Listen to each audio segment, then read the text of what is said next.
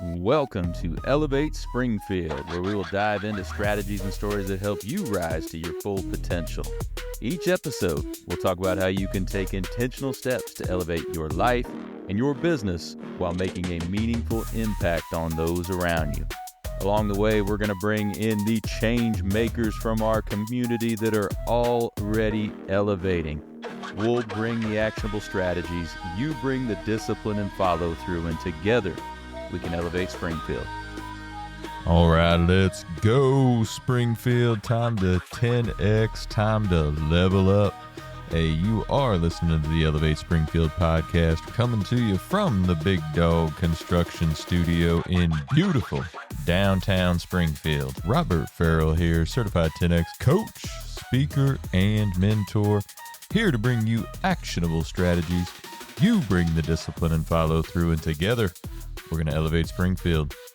Well, hey, you are listening to the Wellness Upgrade on Elevate Springfield, where we're going to bring you specific strategies to help elevate your health and wellness. Hey, if you're not elevating your health and wellness, you're not going to be able to elevate in all other areas. This is the baseline. You know I'm passionate about it, and you know that's why I brought this segment to Elevate Springfield. We want to thank our friends over at Shudokan Karate Club here in Springfield. Sensei Dennis and his team, over 50 years in the Springfield area. Traditional karate, teaching self-discipline, confidence, community. Traditional, powerful, real. That's Shudokan Karate Club here in Springfield. Check them out. ShudokanKarateSpringfield.com. We're going to get right to our guest after the break. When I first walked into Shudokan Karate Club, I was just looking for a way to get stronger, but what I found was so much more. Here we train in traditional karate, the real stuff, passed down through generations. Every punch, every kata has purpose. I've learned self-discipline, confidence, and how to protect myself. Not just in class, but in real life. It's not about being aggressive, it's about being prepared. This is more than a club, it's a way of life. Join us at Shudokan, traditional, powerful, real. Ki-ai! All right, and we are back for another edition of the Wellness Upgrade. Joining me in the studio, friend of the show, familiar face, Dr. Bryne Willey from Align Life Chiropractic. In again, how we doing, sir? I get to be a friend of the show. I like that. Show now, I love it. Yeah, I'm once in you there. hit the third time Know what on, it is? you turn into friend of the show. Third time's like a t-shirt, Right. like five's a hat, That's the right. jacket will be like 10. That's All right. all That's right. Now I got my goals. A few more of these, and you'll be official contributor to the show. Now we're talking. we're moving on up here, aren't we? Happy to be a friend. That's good. I like that. So last time you were in, we started talking about hormones, specifically a lot about cortisol. 'Cause Right. as you called it, it's the master hormone, right? Truly is. So remind everybody real quick just what cortisol is, and then we'll dump into the rest of the stuff. Yeah, so cortisol is the body's stress hormone. Whenever you experience a chemical, physical, mental, emotional stressor, your body secretes cortisol to help make sure you're not creating inflammation and eventually your body isn't shut down. All right.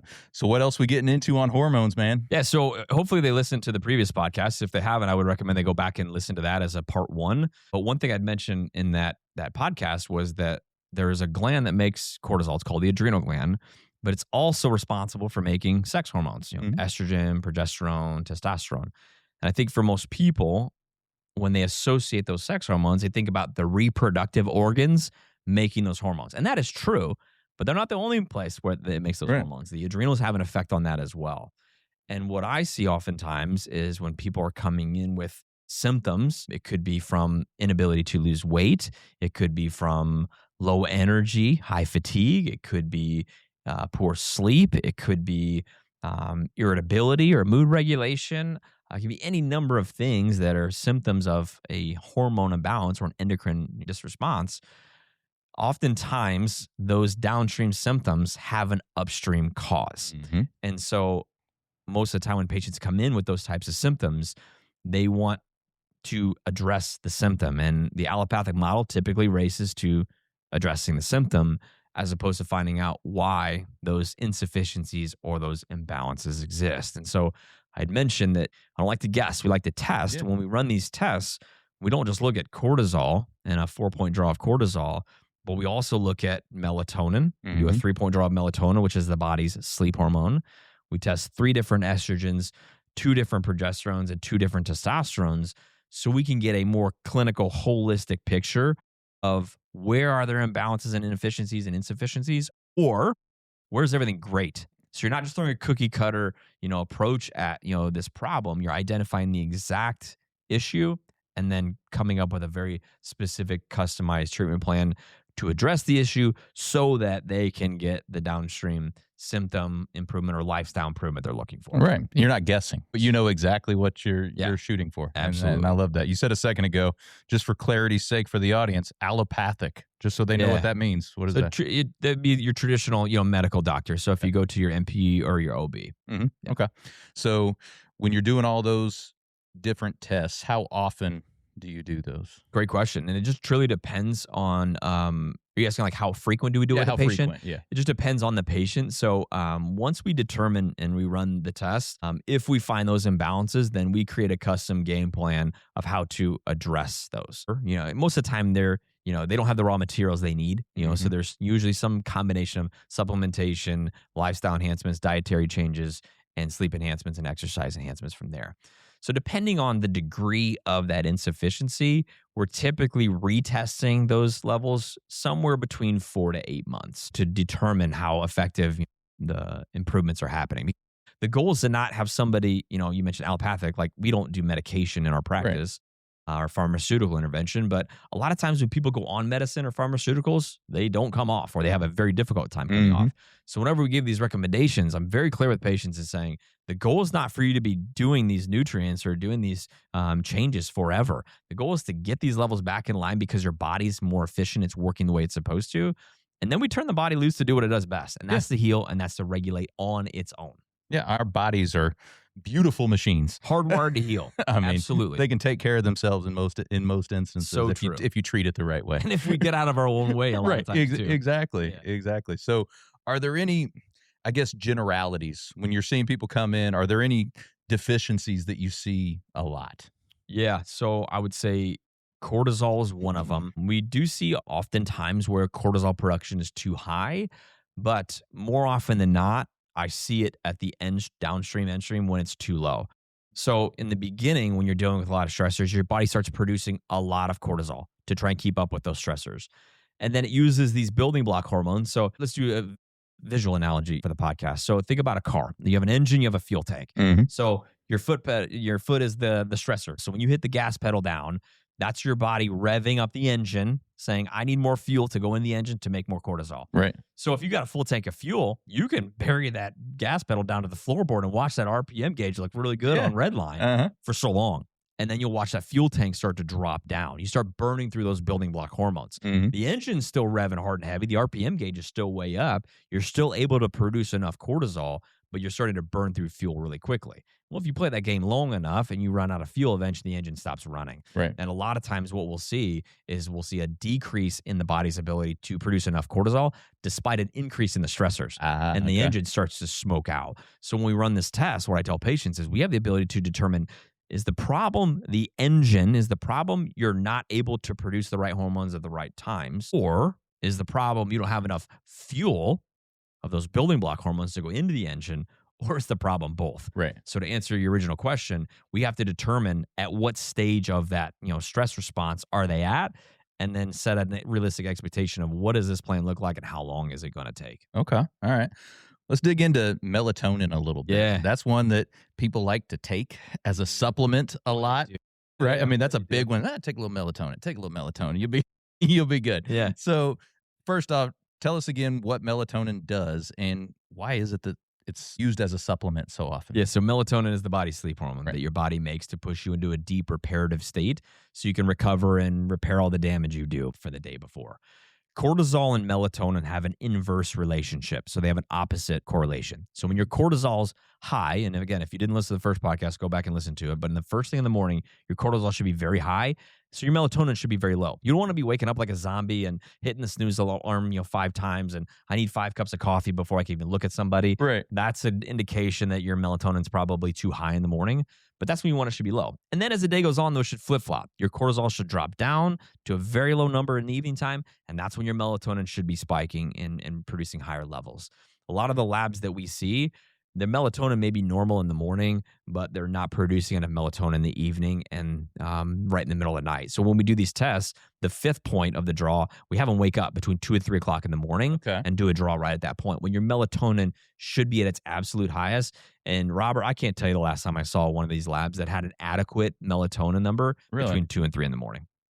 Without supplementation, I mean, are we doing things just in our normal lifestyle to blunt the production of that? What are we doing that to where it's not producing like it should? Yeah, most people are staying up too late at night and they're sleeping in too far in the morning, or their bedtimes and wake up times are all over the board, an hour's difference. And so the body doesn't get into a rhythm of knowing when it should be spiking and crashing those specific hormones. Scrolling screens and watching TV. If you have a TV in your bedroom, get it out of there. If you do, make sure you turn it off before you go to sleep, because those excitatory neuron firing in your brain based on what you're seeing or what you're hearing, or even when your eyes are closed, it's still perceiving that data and that information. It's telling your body, I can't go into rest and recovery because I'm taking in information, which shifts back into that fight or flight response. And if the nervous system can't have predictability and adaptability on when it should be high rest versus high fight or flight, then you're never shifting into that deep reparative sleep. So if you're listening right now, if you wake up 2 to 3 times a night because you have to go to the bathroom, or because your dog made a noise, or you heard a sound, like, that's not normal. You should be in a deep reparative sleep where that does not happen. And I would venture to guess, if you can see a predictable pattern when that's happening, you're probably not shifting into that deep reparative sleep. You're probably staying in this superficial non-REM sleep where you're sleeping, or I'm exhausted, I fall asleep on the couch, and then I wake up and I go to bed. You're probably not getting that deep restorative sleep. And specifically, and you know who you are if you're listening right now, if you can time it when you wake up in the middle of the night and it's between 2 and 3 o'clock, 2 and 4 o'clock in the morning, I about guarantee there is a cortisol melatonin imbalance there. Okay. Does light play into it? The type of light that you're seeing late in the evening? Of course, when you're scrolling, of course, your mind's going because you're taking in information, but I've always heard that the light matters there too. It certainly does, yeah. And we can get into the weeds on like a blue light, the different Ks and lumens and that kind of stuff. In general, what I always recommend our patients do is make sure you're exposed to as much bright light first thing in the morning, and you're limiting the light in the evening time. So when you wake up in the morning, you should have the same wake up time every single morning, so you have that predictability response. And as soon as you can expose yourself to as much bright sunlight outside as possible, that's the best thing for you. If you wake up and it's still dark, and it's still not as light as I want it to be when I'm up in the morning and going to work, so I'll blare the lights. I'll just blast them as bright as they possibly can be and get outside as soon as I possibly can when the sunlight comes up. In the evening time, because the days are getting longer now, you want to start drawing shades. You want to start dimming lights, make the environment that you're in darker and darker as you get closer and closer to bed. And then, within about an hour before bedtime, 45 minutes to an hour, the screen should go off. So I'm not saying you can't scroll your phone, you can't watch TV in the evening time, but you need to have a buffer when those screens go off and then when you actually go to sleep. And then the question is, what do I do during that time? So we mentioned high cognitive tasks early in the day, low cognitive tasks end of day. So if you want to run the dishes and run the dishwasher, run a load of laundry, pick up light around the house, read a book, talk to your significant other, listen to music, do some meditation, prayer, that's the time to do it, and have that time in between the shutdown before you actually go to sleep. That will push you into that deep REM, high melatonin production cycle. Okay. So selfish question, because I'm thinking about buying a pair. I love it. Do the blue light glasses, do they work? Yes. Yeah? Yeah. And if you can't do the glasses, a lot of the new phones have blue light filters on them. Turn those on as much as you possibly can. I definitely do that on my phone, but I've been thinking about, like, Dave Asprey has his True Darks, and I was thinking about buying some of those. So those do if you're going to be in front of a screen a lot. So like you had mentioned before, like, when you're editing your pods, when you're on, emails and that kind of stuff, if you're spending more than 30 to 45 minutes on a screen, you're going to benefit from it. If you're the person that works on a computer screen all day, every day for hours, and then you're looking at your phone on top of that, it's a great investment, a very low cost, high return investment. Okay, well there you go. My selfish question worked out. Now I got a good answer. I'm gonna go buy it. Your accountant may have something to say about that, but I'll take the blame. I'll take the blame. Right. There you go. Because he even has the ones that that's the Dave Asprey, the True Dark ones. He has some that are for daytime and for night based Very on cool. So I thought those were pretty cool. Get the set and see Probably how that changes like how much light it's filtering through. Exactly. Very cool. Yeah, definitely. Okay, so back to the sex hormones real quick. Yeah, we should talk about that. Yeah, get into that a little bit with testosterone. It's not just for guys. I mean, women have testosterone. Women have to have You and I have estrogen, progesterone in our bodies. Yeah. Exactly. So dig into that a little bit. What do they do? Why is it important? And what are you seeing out there? Yeah. So most often, if the body's not producing adequate levels of those hormones and they're not adapting to stressors effectively, it's the cortisol insufficiency that's driving the hormone imbalance within the sex hormones. So oftentimes when I'm looking at these labs, it's very rare for me to see imbalances in estrogen, progesterone, and testosterone when cortisol is normal. Usually those imbalances show up when the cortisol is not producing the right amounts at the right times. But it'll still show up in those areas. So oftentimes what I'll see is that for women, we'll see a significant drop in progesterone. That's one of the two dominant female sex hormones. And if you want to get into the weeds on hormone conversion pathways, if you're a nerd like me and you pull up a hormone flow chart, if you follow how these hormones convert from one form to another, right before these building block hormones convert into cortisol, it takes the form of progesterone. Okay. So oftentimes there exists what's called a progesterone steal, where your body says, I need so much cortisol. You're throwing so much stress at me that I'm going to sabotage any other hormone in order to make more cortisol. It will pull the form of progesterone through a conversion pathway to make more cortisol. So it's not that the system's broken. It's not that somebody's body can't produce enough progesterone. It's that the cortisol demand is sabotaging the body's ability to make enough cortisol and still have enough left over to produce enough progesterone. That's typically in women what I see is if the stress response is poor. In men, if there's a testosterone deficiency, oftentimes there still is a cortisol imbalance, but a lot of times they'll have a deficiency in a building block hormone called DHEA. So Delta, Henry, Eric, Apple, DHEA. That is a precursor building block hormone that can also get reallocated to make cortisol. So again, you're burning through the fuel too quick and there's not enough left over to make testosterone. But one step down in the conversion process from testosterone is estradiol. Another name for that is E2. That's the dominant form of estrogen when you think about, female menstrual cycles. Yeah. So a lot of times for men, if their T is too low, they're either too low on the DHEA fuel side because cortisol insufficiencies exist, or I'll see on labs too, where that testosterone is getting converted into making estradiol and their estrogen levels are too high for what they should be. So when you see these deficiencies, what are some of the lifestyle changes, nutrition changes, anything you recommend for folks to do when they're low like that? Yeah, so we mentioned the sleep piece, like in some of the tips and the hacks there. From a stress adaptation standpoint, I would say making sure that you're carving out time for exercise is so critical. You can't skip that step. So cardiovascular exercise is really important. At least 3 times a week, 30 minutes at a minimum. What's really interesting, and you can look this up in the research and the data, when you're exercising, via cardiovascular exercise regularly, it increases the production of serotonin and dopamine, which are the happy euphoric hormones. Yeah. We all need more serotonin and dopamine going through our bodies. Yes, indeed. But what most people don't realize is those hormones play a direct conversion role into making melatonin, which is the body's sleep hormone. So if you want to sleep better and you're not doing regular cardiovascular exercise, that's one of your big hacks right there. But you have to do resistance exercise too, because you have to be able to metabolize the macros, the protein that you're ingesting via your diet, building lean muscle mass. That will, just adding lean muscle mass will increase your adaptability to stress. So that from a stress adaptation standpoint, but also, and I'm going to get some chuckles when people listen to this right now, but carving out 30 minutes in your day where it's just you time is very important. I mentioned those cortisol spikes and crashes. What I find is that people just compress and they try and be too productive for what their day allows. And they just do and go. And they don't carve time to just decompress.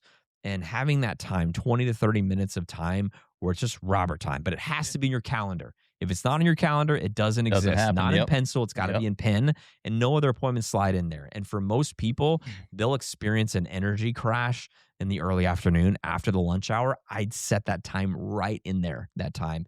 I don't care what you do during that time. You can pray, doodle, listen to music, go for a walk, whatever just gets you in that calm, centered space. That's the key, from the stress adaptation standpoint. Dietary wise, high protein intake, limiting simple carbs and sugars, and hydration. You need to be, drinking half your body weight in ounces of water per day. We talked about that when I was here last. And then, specific supplementation. There are nutrients, there are raw materials that your adrenals and your body needs when you're dealing with these cortisol insufficiencies that you can't ignore. You can't supplement your way out of this problem. Let me be clear. I'll say that again. You cannot supplement your way out of this problem.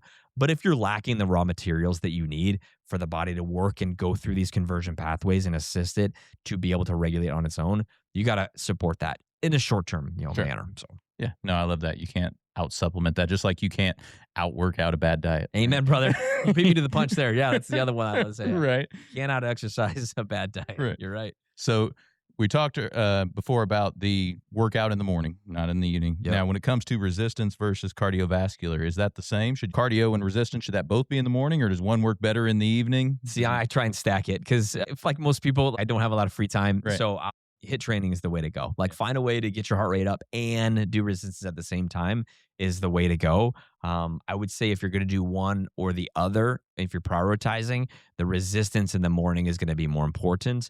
The cortisol is going to help you recover from those workouts more effectively and make sure that you have enough resources to build stronger muscles, more testosterone. I'm talking men and women both. Women, you need testosterone to maintain and building muscle mass, to be able to have a strong immune system, to have a healthy libido. So like that stuff's important, men, women, both. I would do the resistance if you have to in the morning and then do the cardio in the evening time. But if you can, I'd stack them and combine them both in the morning. Love it. Well, I'm doing the right thing then. That's Yeah, what there I do. you go. Very good. That's what I do. And I got my question answered about the blue lights, man. Yeah. So awesome stuff today. I love good. it. I'm glad it got to be personalized, but I'm That's sure right. if you're wondering, everybody else is too. Exactly. So that's how it exactly. works. We might even be able to do a part 3, part 4, part 5 on hormones. I think we could go a long way. We didn't touch on thyroid hormone. We didn't touch on insulin. Yeah, there's a lot of fruit on this vine. Yeah. We're going to come back for part 3. How about that? That sounds You good with that? Cool. Let's do it. All right. Well, remind everybody, if they want to come out and see you, where do they go and do that? Yeah, so just reach out. If you got questions, just reach out to us, Align Life Springfield, Google, socials, our website. If you want to come into the clinic, it's on the west side of Springfield on Montvale. There you go. Appreciate it as always, Appreciate brother. you, man. All right. And we're going to see Dr. Willey for part 3 of hormones here in a little bit. But in the meantime, we're going to let him get back to elevating Springfield. And for the rest of y'all, we'll be right back. Hey, Springfield, when it comes to reliable, high-quality roofing, you don't want to leave things to chance. That's why you should reach out to Acosta Angeli Roofing, your local roofing experts serving Springfield and surrounding communities. From quick, dependable repairs to full replacement, from residential to commercial, they are your trusted pros. Call them today at 217-993-2748 or visit their website to book your free quote and inspection. Don't wait. A little leak now could lead to major damage later. Trust the local experts, protect your home, and get peace of mind with Acosta Angeli Roofing. Well, thank you for joining us today, everybody. Appreciate you making us a part of your day. Hope you're enjoying these quick hits of actionable strategies here on the Wellness Upgrade on Elevate Springfield. Thank you again to Shudokan Karate Club. Hey, take what you learned today. You bring the discipline and follow through, and together, that's right, y'all, we're going to elevate Springfield. Be great. Looking for expert tree care with hometown integrity? Look no further than Sangamon Tree Service. They're your trusted local pros, delivering quality workmanship, exceptional customer service, and fair, honest pricing every time. Whether it's trimming, removal, or storm cleanup, their team brings professionalism and care to every job, big or small. Call the name your neighbors trust, Sangamon Tree Service, or visit them today at SangamonTreeService.com.